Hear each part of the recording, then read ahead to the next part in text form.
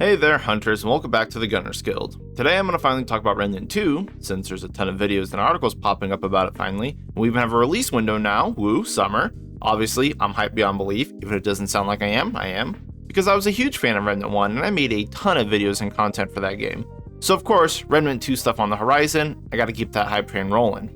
However, just because I'm excited for Remnant 2 doesn't mean everyone else is, which is crazy to me, but that's actually what I want to talk about today. So Gunfire Games have released some information on Remnant 2's game systems and mechanics, and there have been a few mixed opinions about Remnant 2 and how it's diverging from Remnant 1. There's been some talk on the Reddit, Steam forum, Discord, and some YouTube videos expressing some concern, and that's what I want to remedy today. But before we get into all that stuff, let me thank my sponsor really quick. This video is sponsored by G Fuel, who's also running a buy one get one free event right now, so if you're getting ready to binge a new game for 3 straight days, you're going to need to stock up on that good nooch. Might as well stock up now. Get some G Fuel. Alright, so Remnant 2. One of the big changes that they've highlighted are the Archetypes, which is basically a class system. These Archetypes are going to have 3 individual skills, of which it looks like you can equip just one at a time, a class trait, which is grayed out, but I assume it's a trait specific to the class, and a bunch of class perks that look like other traits. Now they're saying here that there's a damage perk, a co-op related perk, a utility perk, probably related to non-offensive stats, and a relic perk. Did they say what relics are? Dragon hearts. Why are we naming them? Anyway, so all this is going into a archetype or class. I'm just gonna call them classes. I bring this up because I see a few people talking about it like this is gonna be a bad thing, like it's gonna shoehorn us into specific play styles. And I don't see how you could jump to that conclusion, especially when you compare it to Remnant 1. Look, I love Remnant 1, but it's not super versatile like some people think. And I want to discuss Remnant 1 and then jump over here to Remnant 2 regarding this playstyle and stuff, just so you could see a quick comparison. So first, let's talk about traits in Remnant 1. Traits were like your passive stats that you just get to dump your points into as you level. Now, you can also unlock them via special conditions, and you really gotta go around to find them in the world, which is kinda cool. But the thing about traits in Remnant 1 were that eventually you just got them all, because you could just get so much XP and you never stopped gaining XP, and then you would just pick up trait books as you keep playing. Eventually, they just didn't matter because you just capped them all and then forgot them. So when you're making builds in Remnant 1, you always completely disregard the traits because you just assume the players have them all, or at least the ones that matter. Especially since it's all just passive stuff. It's something that you have to use or think about. It's just mod power generation, crit damage, stamina regen, whatever. Just you got them all and then forgot about it. So before I jump into Remnant 2 about traits, I just want to point out that with the traits out of the way, the only thing you have to customize your character in Remnant 1 is your armor, your weapons, their mods, and then your trinkets. Just keep that in mind.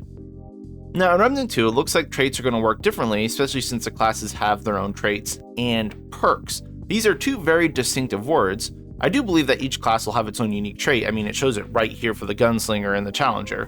But I'm also 100% certain that these are not the only traits, because on the same screenshot, they have that little section at the bottom that says, hey, look, traits. So the trait window will still be there, and probably will have all our general stuff like your stamina, your life, your mod generation, whatever. It just looks like each archetype is just going to have its one unique trait. So I believe traits are going to be plentiful, and it's not like we're going to be locked out of traits not for our class. And since we can dual class, which is always the coolest feature in any game by the way, we can technically get 2 class traits. So unless they plan on having 30 classes, I don't think we're going to be missing much. And even if we are going to be missing a bunch of traits, if those traits were only really related to that specific class, it's not going to hurt anyone not to have them. So I don't see why anyone's thinking that the traits are going to be super restricting here in Remnant 2.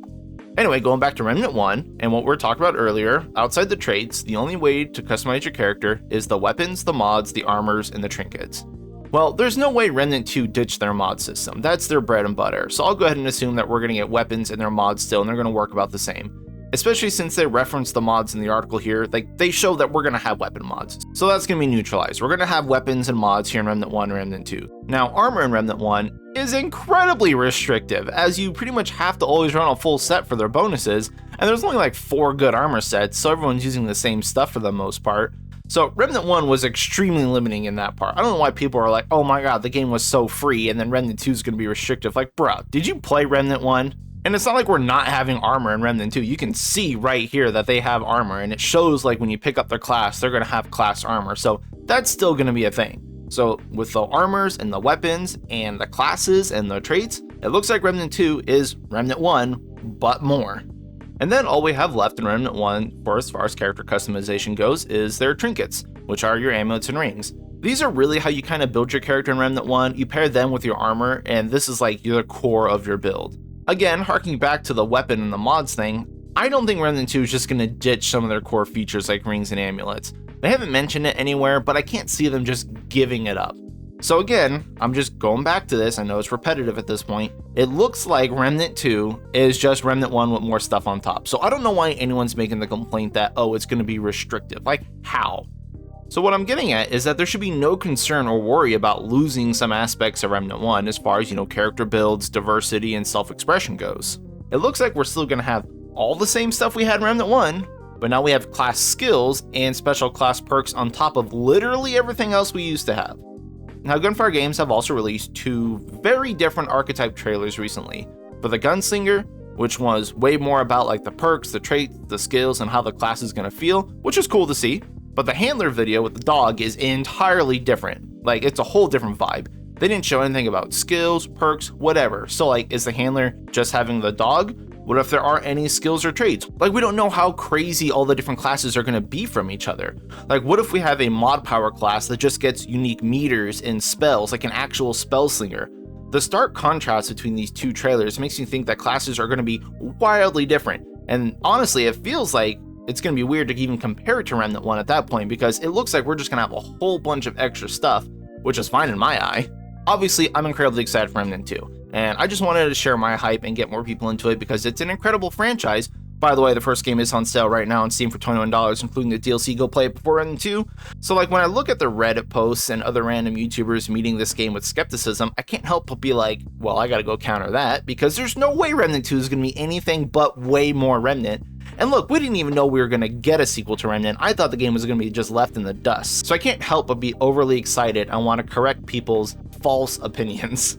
I'm starting to get off topic, but I think I made my point. Remnant 2's classes don't look like it's going to make us more restrictive than Remnant 1. If anything, it's going to be much more with the addition to class skills. But that's going to be all for me. Thank you all for watching. If anyone wants to talk shop about games in general, feel free to join my Discord in the description below. But thanks and good luck out there, hunters.